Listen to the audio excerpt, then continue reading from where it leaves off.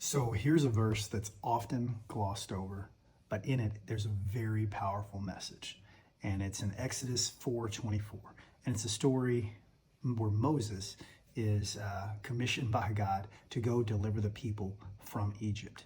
But on his way there, it says that God stops and meets with him and is ready to kill him.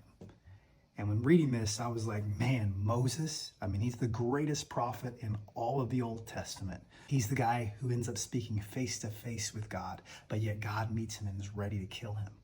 Well, the question is, why is this? Well, what happens here is Moses, although he's commissioned by God to do this great thing, he has refused to obey God in circumcising his son. Well, why does he do this?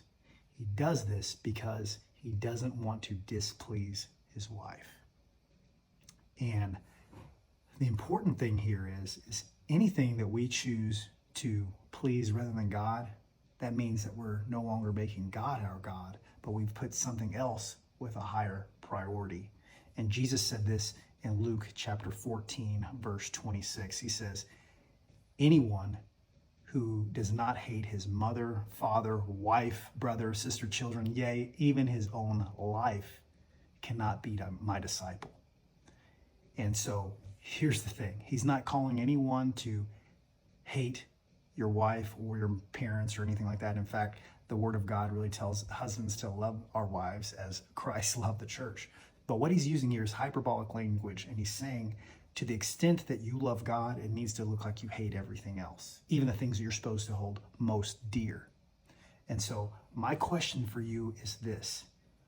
Is there any sin in your life that you are choosing to ignore because you want to please someone else?